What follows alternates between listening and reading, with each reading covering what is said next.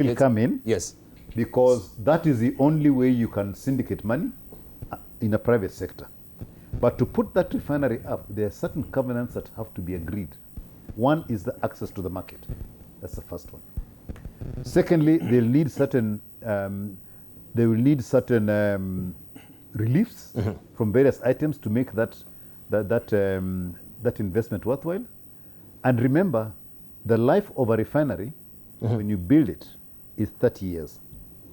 To get back your initial investment, you need to operate for at least 10 to 15 years. So you've got to bulletproof that refinery against political will. The legal people can tell us how that can happen, because you need to have certainty that nothing is going to change over 15 years where you put it. And for that to happen, you need to have the agreement of the host country, plus the other countries which are going to give you the market. So we're talking. So there is a political minefield. Okay. In that place. Yeah. So we're talking about stability for the next 15 years. Yes. No political upheaval to But upset. also policy. Yeah.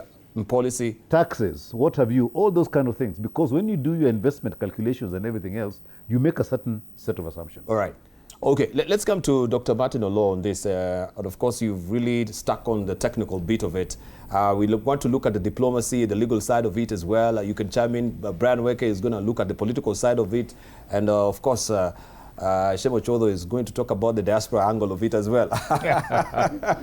You know, but the question of, yes, this particular proposal was not, you know, diplomatic in any conventional sense. If you look at what really happened, it's a good salutary effort, yes, as we can hear from Patrick Obath, but following the propriety, procedural propriety, that was just something else that we saw yesterday. So the president had to really, bite, or maybe, what do they normally say?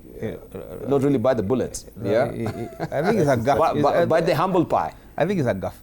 It's a diplomatic gaffe. When I was listening to Engineer Obath, I was thinking he maybe is a consultant on that project, but he'll tell us about it. He'll tell us about it.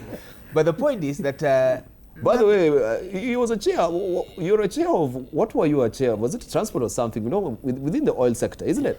National Oil Company. National Oil Company, yeah. And before that, there was a task force. A Kenyan one, and we know where it is. It is on its knees. But now back to this Tanga thing. Yes.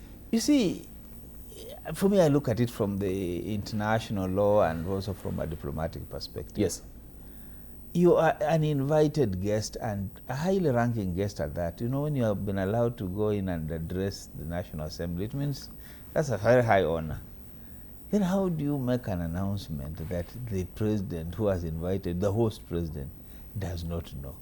What would be the reason for that kind of a thing? So it does not matter whether this Tanga refinery is the greatest thing that we need or the capacity is the thing that we need. But it matters that it cannot be an imposition or something that's going to be done by any of these leaders, whether it is the Uganda or Kenya, in Tanzania without necessarily the acquiescence or without the participation of the Tanzanians. And if, again, you go by what engineer is saying, that it's about a market. You need to sign on to the market. If you need that goodwill to sign on to the market, you must start well. You must start properly.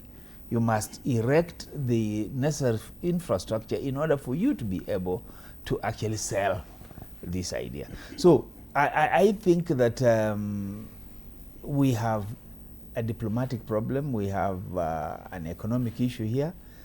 It does not matter that we are producing oil in Turkana or in Kenya, or we are producing oil in Uganda. It matters whether we want to make it our business to cause Tanzanians to accept whatever the outcomes, to have a refinery with them. So it would have been something that would have been processed better. The president just retired from being the chairman of the East African Community. He could have done that under that aegis. But now to come and make an announcement in another country, I can only imagine if Suluhu came here and made an announcement like that. But was he making it in that particular country, or was it a follow-up? Because I think Suluhu also put him to task. You know, he telling him that wasn't. you need to clarify because I'm unaware. I Yes. have no sodding idea of what Tanga Oil Refinery you're talking about. We've never had any consultation. And so That kind of situation should never happen between heads of state. No. Because basically what you're saying is a breach. It is a diplomatic gaffe. Because then I don't come into your house and I make an announcement which you say you are not aware of. I think that is something that we need to look at. And we've been at it before. You know, we said that we are middle income, we are not like other neighbors. Yes. We've said some things that sometimes have not been very nice. But isn't that a fact as well? No, we don't know. That we are a lower middle income, country. We rebase the economy, remember, right? So other East African countries, they're the least developed country. I think that's a fact. But I will leave engineer to tell us whether middle income have different ways of pricing oil as opposed to lower income. All right, let's hear from Brian Weke, because now